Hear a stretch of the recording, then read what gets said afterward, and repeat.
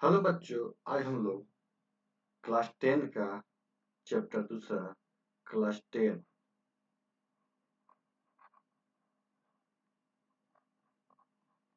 के केमिस्ट्री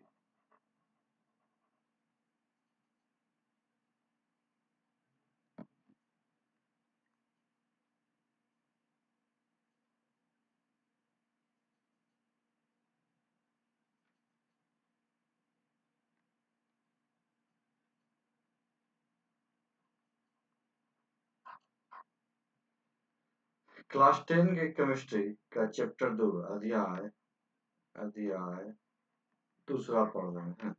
अम्ल भस्म और लवण। अम्ल भस्म और लवण क्या पढ़ रहे हैं? क्लास 10 के केमिस्ट्री का अध्याय दूसरा अम्ल भस्म और लवण। इसका आज तीसरा वीडियो है। इसका आज तीसरा वीडियो है। इसके पहले इसका 2 वीडियो और अपलोड किया जा चुका है। जिन लोगों ने नहीं देखा होगा जाके इसके प्लेलिस्ट में देख सकते हैं। तो आज हम शुरू करते हैं वीडियो इसका तीसरा। कहाँ से?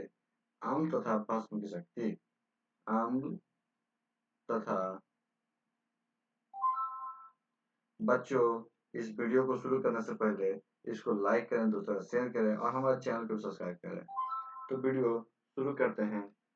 तीसरा इसका पार्ट क्या? अम्ल अम्ल भस्म की शक्ति। क्या? अम्ल भस्म की शक्ति। परवल और दुर्बल अम्ल। परवल और दुर्बल अम्ल। अम्ल के जलीय विलयन में अम्ल द्वारा परत हाइड्रोजन आयनों की मात्रा से उसकी अम्लीय शक्ति का निर्धारण होता है।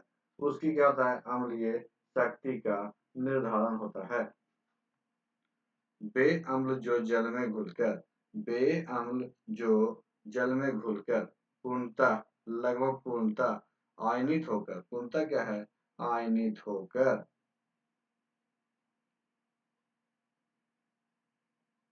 हाइड्रोजन आयन H प्रदान करते हैं। परवल या स्ट्रॉन्ग अम्ल कहलाते हैं। क्या कहते हैं? परवल अम्ल या स्ट्रॉन्ग एसिड कहलाते हैं। उदाहरण के लिए हाइड्रोक्लोरिक अम्ल HCl, नाइट्रिक अम्ल HNO3, नाइट्रिक अम्ल क्या है? HNO3 और सल्फ्यूरिक अम्ल H2SO4 परवल अम्ल है। ये सब क्या है? परवल अम्ल है। कौन सा परवल अम्ल है? हाइड्रोक्लोरिक अम्ल HCl, नाइट्रिक अम्ल HNO3 और सल्फ्यूरिक अम्ल H2SO4। ये सब क्या है? परवल अम्ल है। दूसरी ओर वे अम्ल जो जल में घुलकर सिर्फ आंशिक रूप में ही आयनित होते हैं।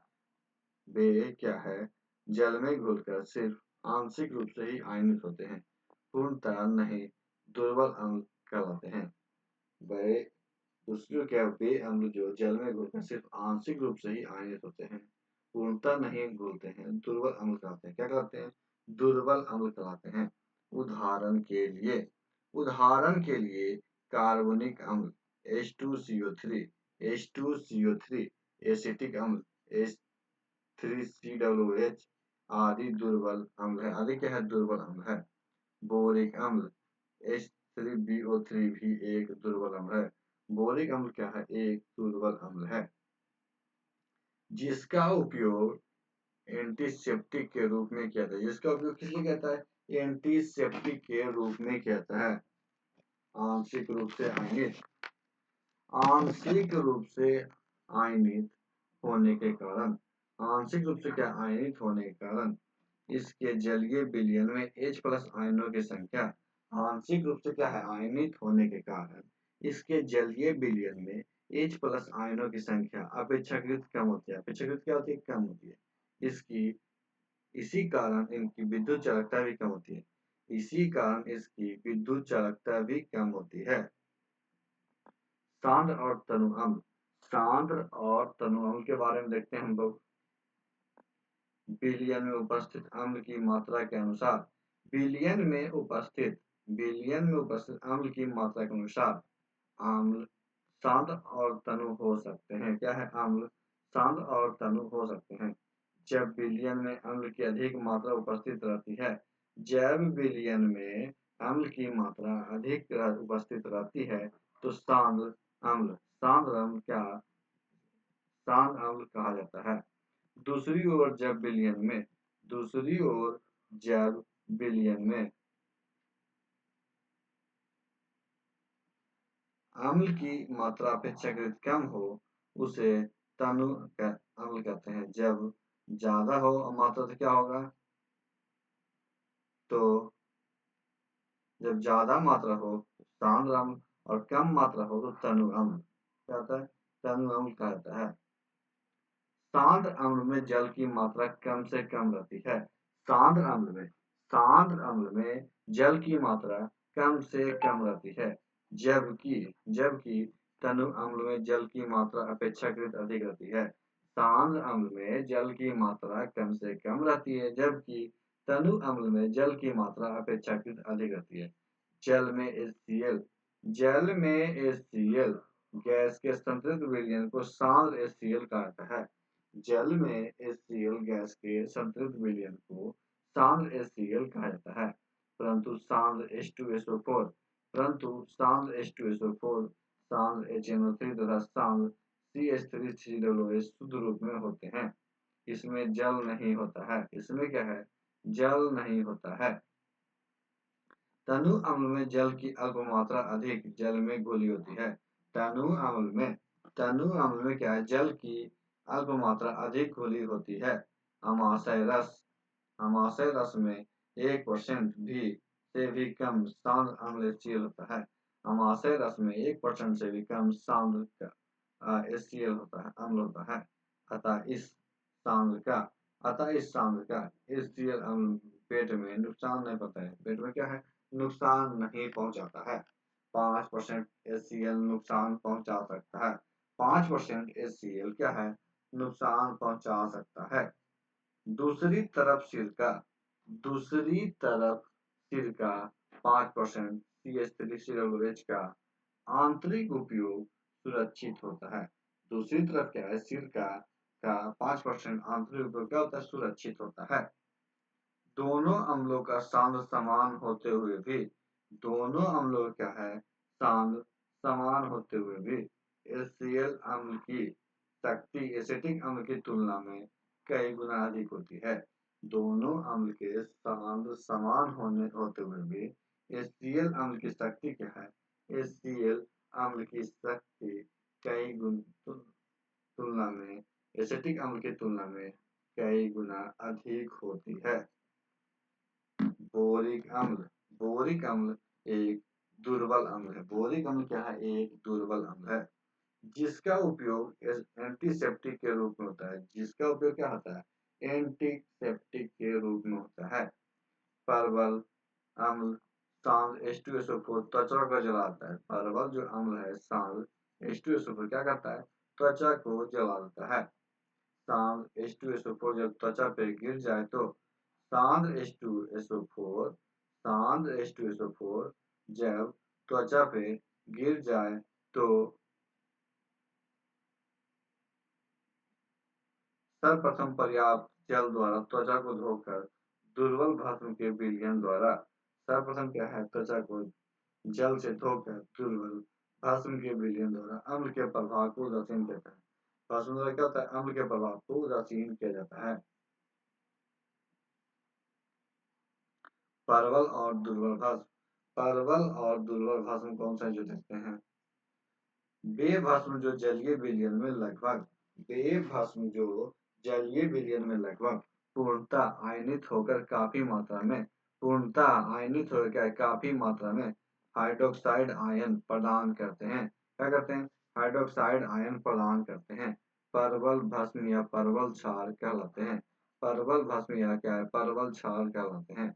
उदाहरण के लिए sodium hydroxide sodium hydroxide NaOH और पोटेशियम हाइड्रोक्साइड KOH परवल भस्म है। क्या है? परवल भस्म है। दूसरी ओर वे भस्म जो जलीय विलयन में दूसरी ओर बेभस्म जो क्या है जलीय विलयन में सिर्फ अंशतः आयनित होकर कम मात्रा में हाइड्रोक्साइड आयन OH प्रदान करते हैं। दुर्बल भस्म या दुर्बल क्षार कहलाते हैं। दुर्बल भस्म या क्या दुर्बल क्षार कहलाते हैं। उदाहरण के लिए अमोनियम हाइड्रोक्साइड, उदाहरण के लिए अमोनियम हाइड्रोक्साइड, कैल्शियम हाइड्रोक्साइड और magnesium hydroxide. Calcium hydroxide, magnesium hydroxide क्या है?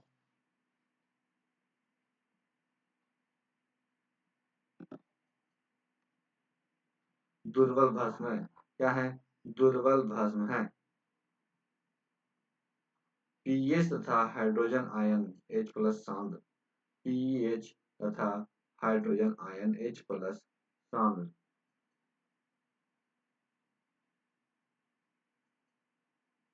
आम्ल तथा भस्म कितने प्रबल हैं? आम्ल तथा भस्म कितने प्रबल हैं? साधारण सूचक द्वारा आम्ल तथा भस्म की पहचान तो हो जाती है। साधारण सूचक द्वारा क्या है? आम्ल तथा भस्म की पहचान तो हो जा सकती है, लेकिन यह कदापि नहीं कहा जा सकता है कि यह क्या है? कदापि नहीं कहा जा सकता है कि अम्ल या भस्म कितने प्रबल है। अम्ल या भस्म कितने प्रबल है?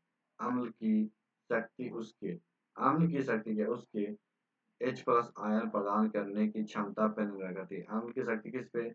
H प्लस आयन प्रदान करने की क्षमता पे निर्भर करता है। अतः किसी बिलियन की अम्लीय शक्ति उसमें उपस्थित किसी किसी बिलियन क्या है अम्लीय शक्ति उसमें उपस्थित H प्लस आयन पर निर्भर करती है। क्या करती है? H प्लस आयन पर निर्भर करती है। किसी बिलियन में H प्लस आयन सांद्र के निर्धारण के लिए सोरेनसन मिशनों ने एक स्केल दिया जिसे जिसे क्या है पीएच स्केल कहा जाता है, जिसे पीएच स्केल कहा जाता है।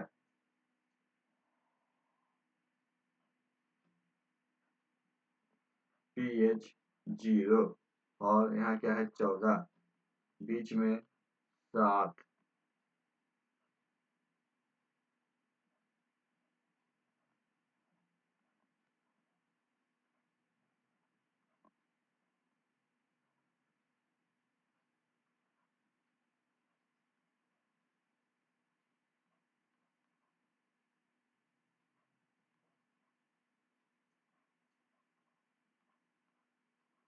इस तरह से पीएच स्केल होता है। इसमें ये जो यहाँ पे है ये क्या होता है? उदासीन उदासीन उदासीन हो गया ये। इधर इधर क्या हो गया? अम्लीयता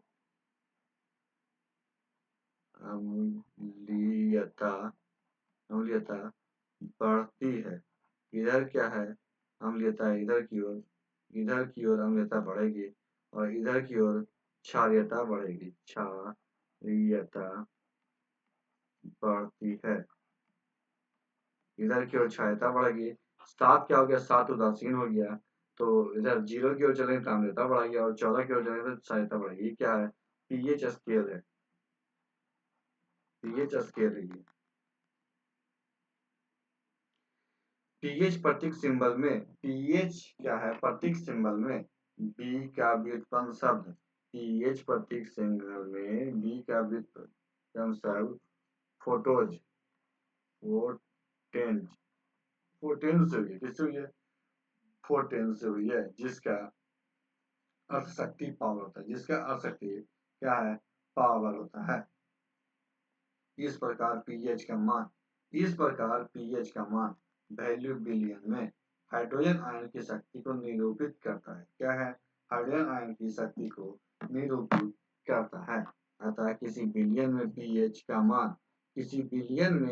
पीएच का मान उनमें उदासीन H आयनों की सांद्र की लघुगणक उसमें उपस्थित क्या H आयनों की सांद्र की लघुगणक का ऋण मान ऋणात्मक होता है।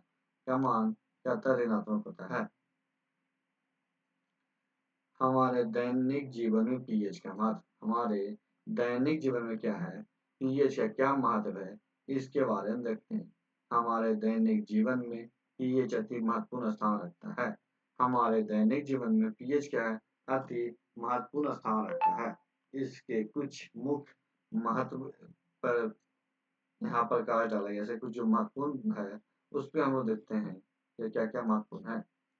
पाचन तंत्र में पीएच का महत्व। पाचन तंत्र में पीएच का महत्व। हमारे पेट में हाइड्रोक्लोरिक अम्ल बनते रहते हैं। हमारे पेट में हाइड्रोक्लोरिक अम्ल बनते रहते हैं, जो हमारे भोजन को पचाने में सहायक होता है। जो हमारे भोजन क्या है, पचाने में सहायक होता है। इसका पीएच इसका पीएच क्या है, एक के लगभग कायम होता है। इसका पीएच लगभग एक कायम रहता है। इससे पेट को कोई नुकसान नहीं होता। इससे क्या है, पेट को कोई नुकसान नहीं होता है। किंतु अपचक अपच के कारण जब पेट में अम्ल की मात्रा एक निश्चित सीमा से ऊपर होती है, किंतु क्या है, जब पेट में अपच के कारण क्या है, अपच के कारण अम्ल की मात्रा एक निश्चित सीमा से ऊपर हो जाती है, तब पेट में गैस और जलन होने लगती है। पेट में क्या है, गैस और जलन होने लगती है। अतः बढ़ते हुए अम्ल के प्रभाव को बढ़ते हुए के अम्ल के प्रभाव को नष्ट करने के लिए हल्के भस्म का इस्तेमाल करना पड़ता है।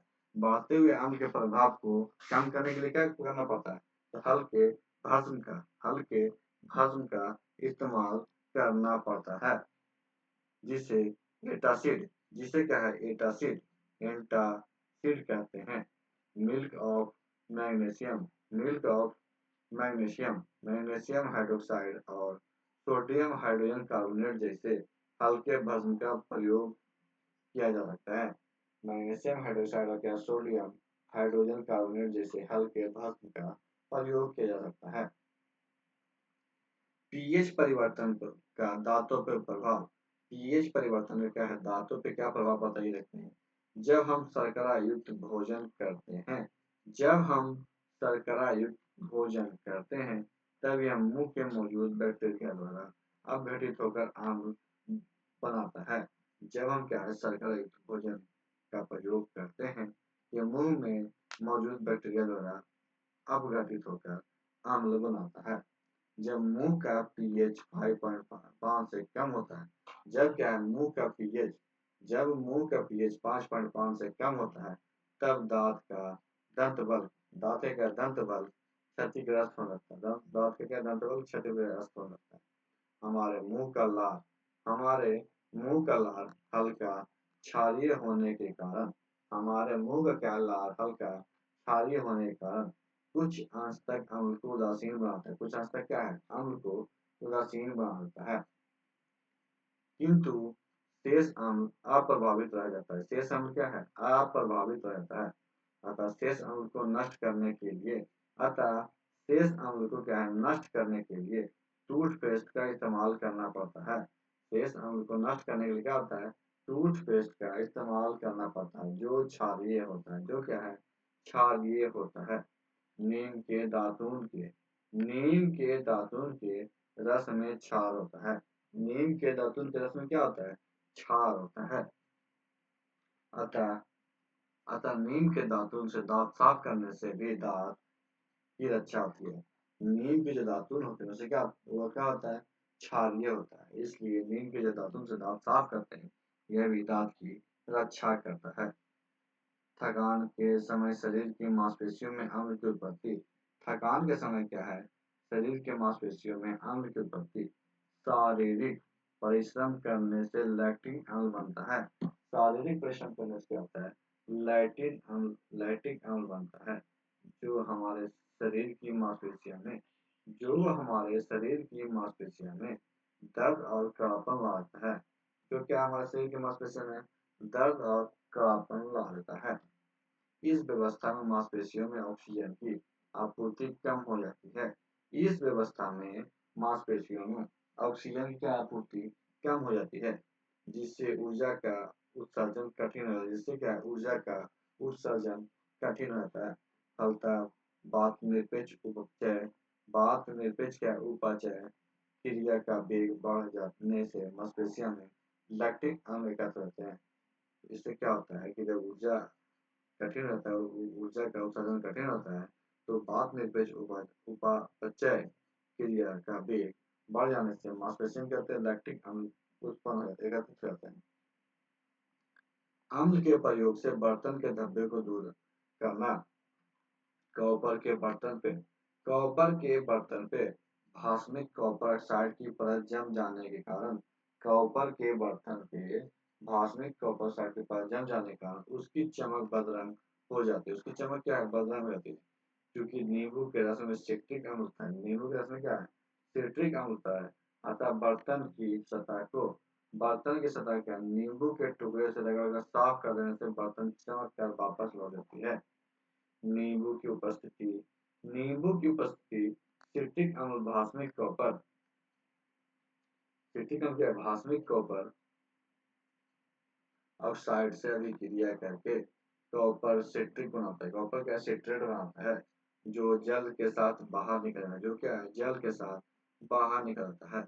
मिट्टी का पीएच क्या है? मिट्टी का पीएच मिट्टी का पीएच के आसपास रहने पे अधिकांश पौधे में वृद्धि संतोषजनक होती है। मिट्टी का पीएच 7 के आसपास रहने से पौधे का वृद्धि संतोषजनक होती है। मिट्टी के अत्यधिक अम्लीय या क्षारीय होने पे मिट्टी का क्या है? अत्यधिक अम्लीय या क्षारीय होने पे पौधे में वृद्धि बाधित होती है। मिट्टी अगर अम्लीय या क्षारीय होगा तो पौधे में वृद्धि क्या होगा? बाधित होगा। अगर पीएच 7 मतलब उदासीन होगा तो पौधे का वृद्धि क्या होगा? संतोषजनक होगा। मिट्टी के अत्यधिक अम्लीय रहने पे इसमें काली चूना भखरा चूना या कैल्शियम कार्बोनेट डालकर उसका पीएच नियंत्रित किया जा सकता है। सबके पीएच क्या है? नियंत्रित किया जा सकता है। इस रासायनिक पदार्थ के भास्मिक होने के कारण मिट्टी की आंतरिक अम्लता कम करती है। मिट्टी की आंतरिक अम्लता कम कर देती है।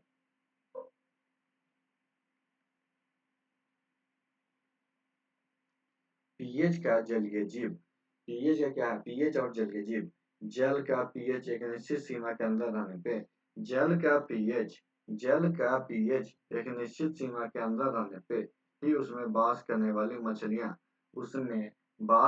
मछलियां तथा अन्य जीव सुरक्षित रहते हैं।